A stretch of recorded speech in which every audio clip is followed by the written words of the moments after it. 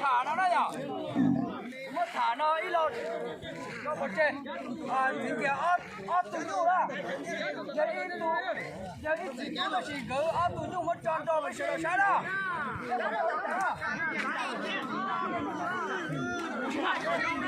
Ê, đồ sữa tụi con nào Đạo thiên để Ôi, đi sai là thôi. Nhỏ.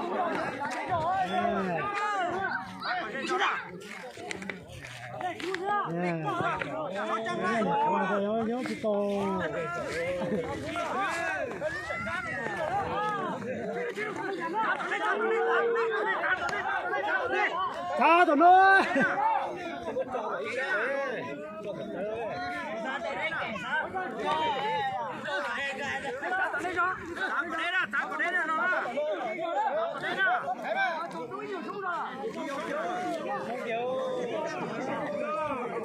này một con đá mà, ta sang đá mà. Sang nói chắc phải đánh rồi mà.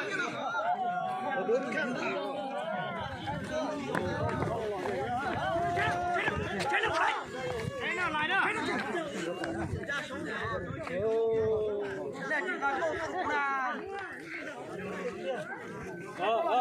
Trả rồi, nó tập đấy đó.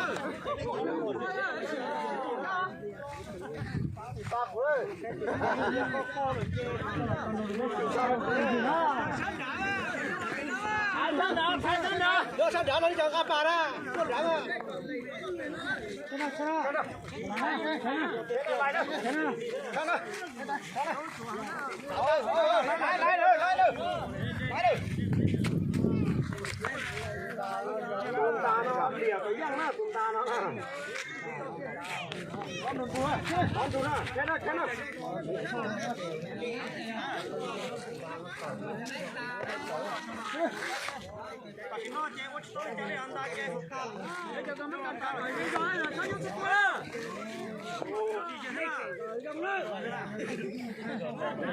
đồ sữa đi kia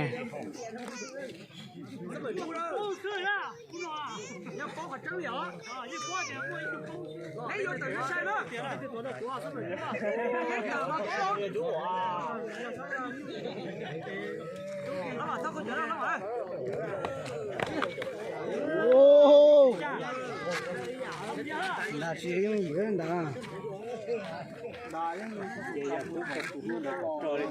đã có dạng nó cũng đang có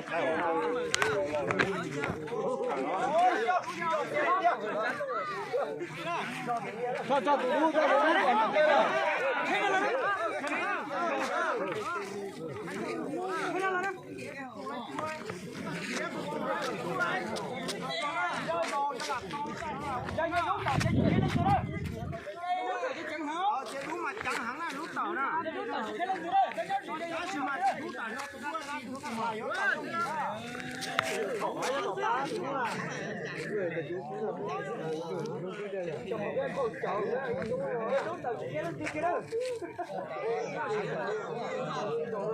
chả nó cho xía rồi chơi cho tôi tuyết tới ôi trời ơi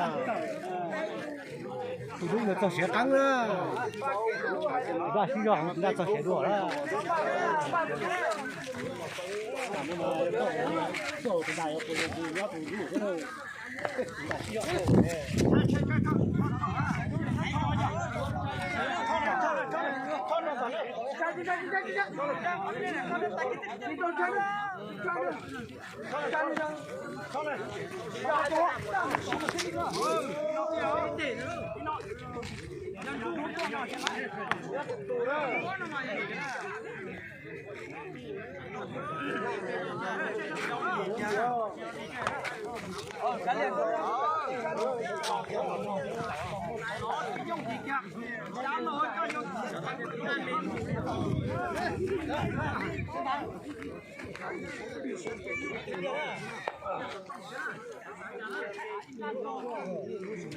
bé chọn con nó xí trông rồi chăng lên chăng cái này hay à chăng hàngจะท่าให้ลง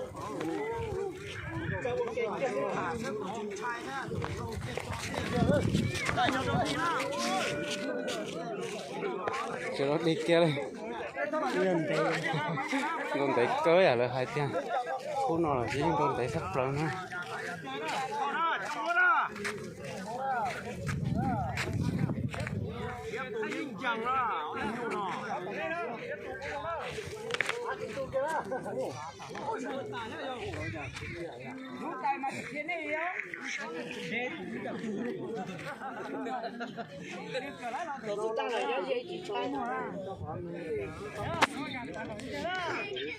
这莫非真的，这就差了。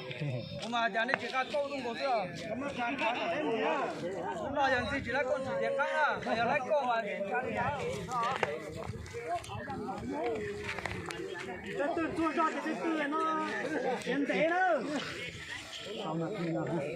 这现在现在是了，那这。哎呀，我真的是看太了。哇，这个好看。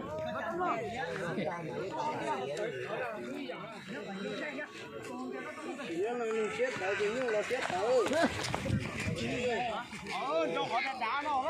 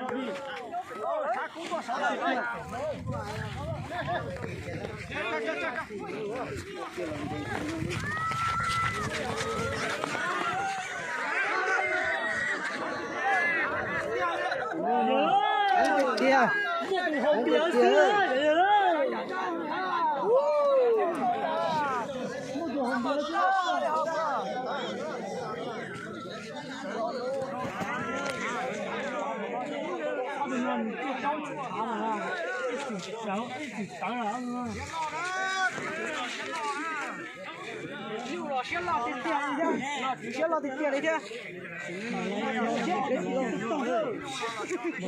厉害，上了厉害。老那样，他不拍的没？找谁找谁找的？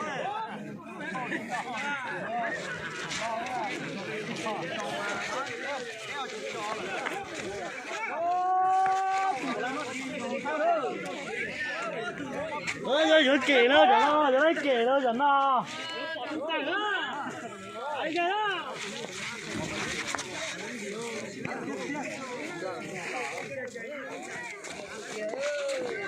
小发，小发，好像接不了那了啊！我这个猪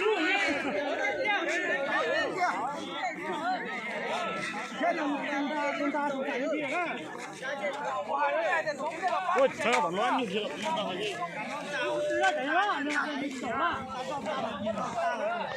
现在，他肚子在，他不是整个我对人那个劲差不多是。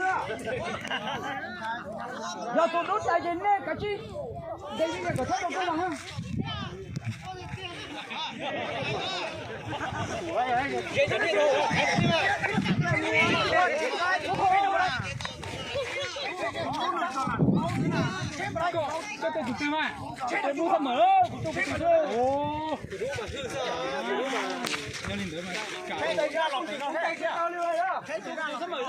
他这开呀，怎么样？牛票到了。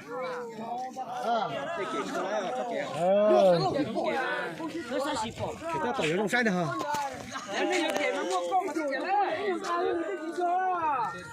其他那个在打一些东西的，你去送其他队员的。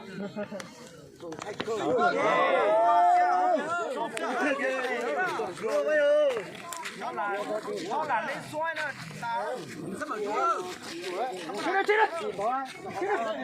Chết đúng mày rất chết.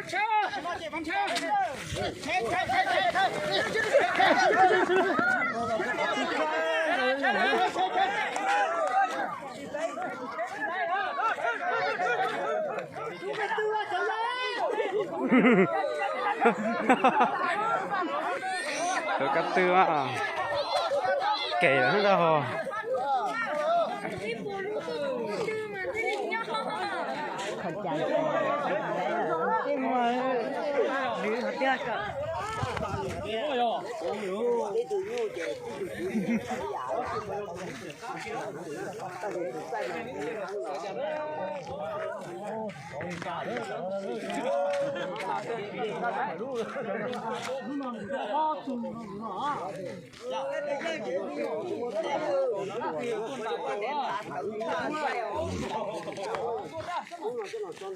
Tại lại tự chân tại để chọn từ nó chợ tự kia không mà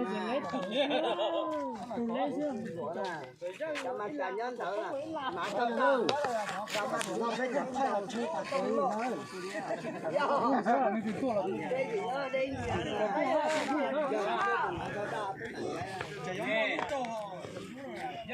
bây giờ chỉ còn đâu ra giờ thì kể lại cũng được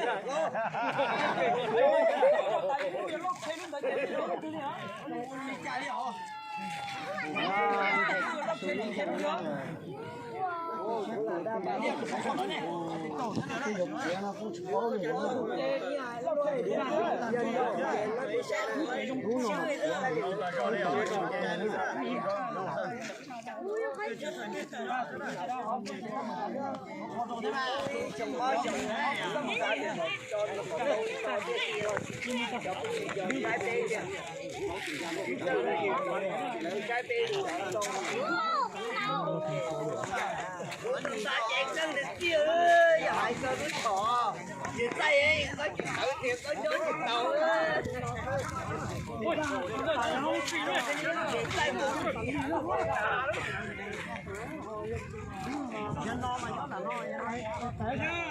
qua thì chúng ta mà khách chú ấy qua nó tở à chúng ta là rồi nhìn đâu như lúc khó xa nó một chút rồi quay xuôi thì tở lên thì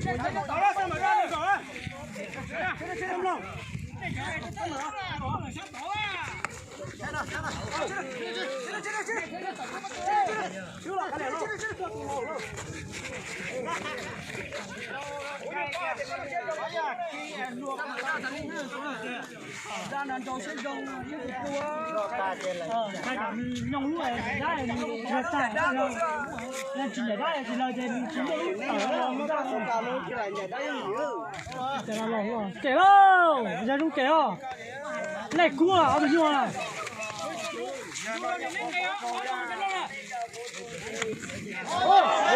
Bắt lỗ của nó thôi. nó thế tỷ ơi Ôi dồi.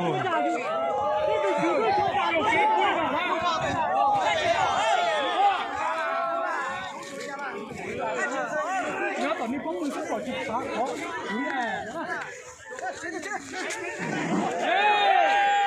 Ôi yo.